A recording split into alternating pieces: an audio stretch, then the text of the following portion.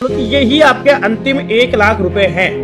अब अगर ये आपने जीरो कर लिए तो भाई यहाँ पे आपकी ट्रेडिंग जर्नी खत्म। तो अब क्या करोगे आप? इसको इस तरीके से आप सिंपली इस 1 लाख को भाई डिवाइड कर लो भाई, 2 हिस्सों में डिवाइड करो कि भैया 50,000 तो मैं कर देता हूँ यहाँ पे जमा अकाउंट में, 50,000 पे मैं लूंगा अब रिस्क। 50,000 पे कैसे रिस्क लोगे?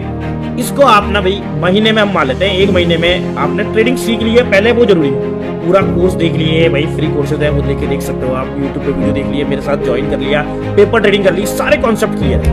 अब 50,000 पे मैंने रिस्क ले रहा हूँ, चलो 50,000 को क्या करूँ, 20 हिस्सों में डिवाइड करूँ। ठीक है, यहाँ पे क्या आ गया भाई, 2,500 का अमाउंट निकल गया। अब ये जो 2,500 का अमाउंट है ना, ये अल्टीमेट अमाउंट है, इसको दिमाग में बैठा। 2,500 रुपए का मेरा एक दिन का मैक्सिमम लॉस हो सकता है, ये सेट कर लो आप। अब अगर आपके किसी भी ट्रेड के अंदर आपको 2,500 एक ही ट्रेड में उड़ा दिए, एक ही ट्रेड डेली ले रहे हो, मान लो पहली ट्रेड गलत चलेगी, कम से कम 2 ट्रेड तो मिनिमम होनी चाहिए।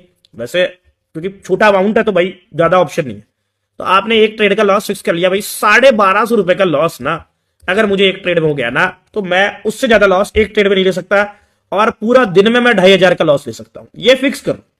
अब 1,250 का लॉस अब आप फिक्स कर लोगे ना, तो आपको उसी तरीके की ट्रेड लेनी है जिसमें 1,250 से बड़ा रिस्क ना, क्वांटिटी उसी हिसाब से लेनी है। और अगर इस रिस्क मैनेजमेंट के साथ चलोगे ना, अगर 2,500 लॉस हो गया, सिस्टम क्लोज, दूसरे दिन आना है, एक ट्रेड में 1,250 लॉस हो गया, उसके ऊपर चाहे कितना मन करे कभी होल्ड नहीं करना है, एसएल मतलब एसएल।